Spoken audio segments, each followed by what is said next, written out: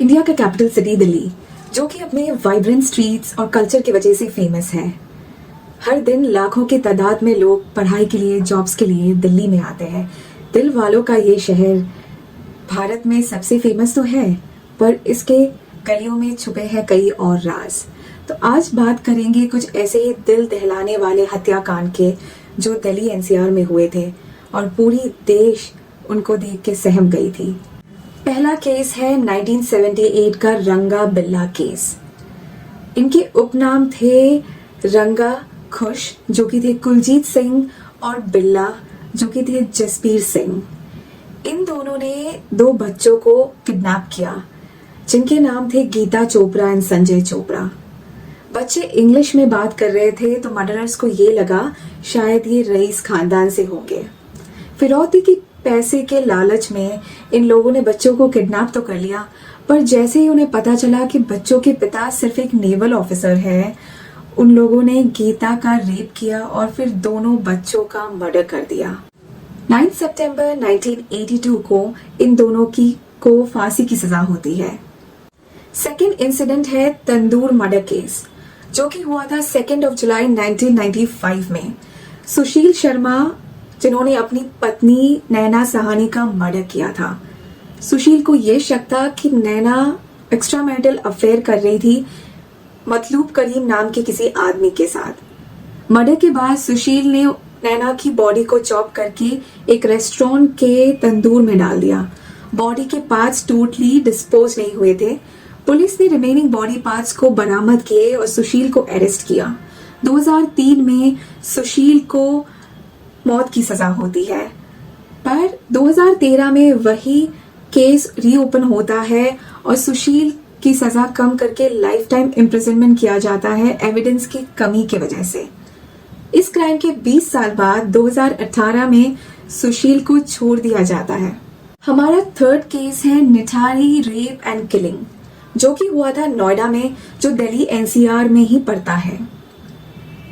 ये केस इतना घिनौना था कि किसी की भी रूह कांप जाए। इस केस में इन्वॉल्व थे 18 साल से भी नीचे के 31 बच्चे, जिनका सीरियल मर्डर हुआ था। 2006 के दिसंबर में मिसिंग बच्चों के माता पिता को पीछे के ड्रेन से कुछ बॉडी पार्ट्स बरामद होते हैं।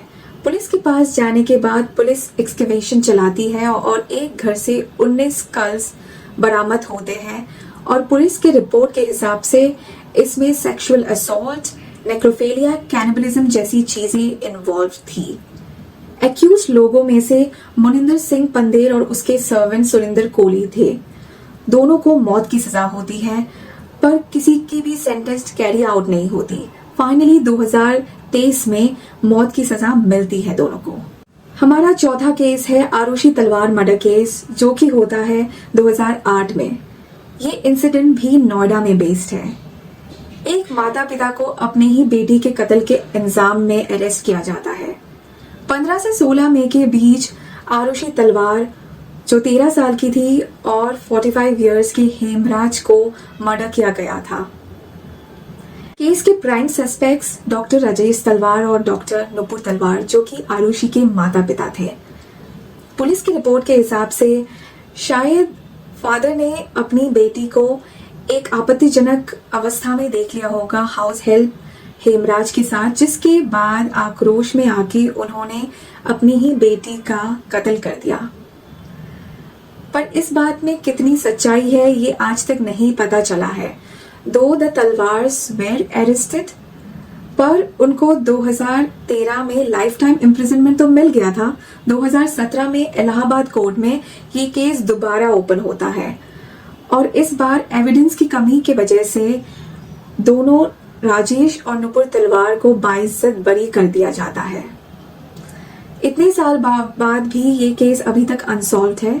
किसी को नहीं पता कि आखिर उस रात को क्या हुआ था और कैसे इन लोगों का खून हुआ था। 2012 का एक ऐसा इंसिडेंट जिसने हर भारतवासी को सोचने पे मजबूर कर दिया, जिसका विरोध भारत के हर एक इंसान ने किया।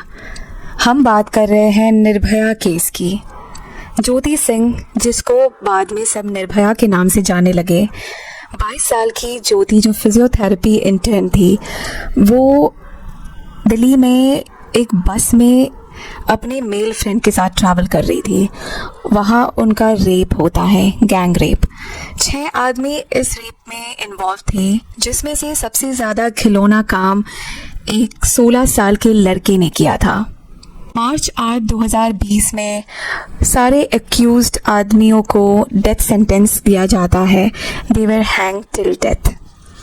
2022 का श्रद्धा विकास वॉकर और आफ्ताब पूनावाला केस। श्रद्धा 26 साल की और आफ्ताब 28 साल का, जो एक लिव इन रिलेशनशिप में दिल्ली में रहते थे।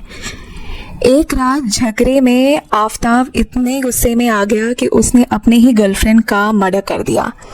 मर्डर के बाद बॉडी को चॉप करके एक पास के जंगल में डिस्पोज करा।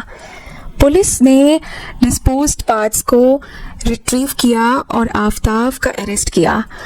आफ्ताब ने कस्टडी में ये कन्फेस कर दिया कि ही इज़ द वन जिसने श्रद्धा का खून किया है। लास्टली हम बात करेंगे 2023 के निकी यादव साहिल गलौट केस के बारे में।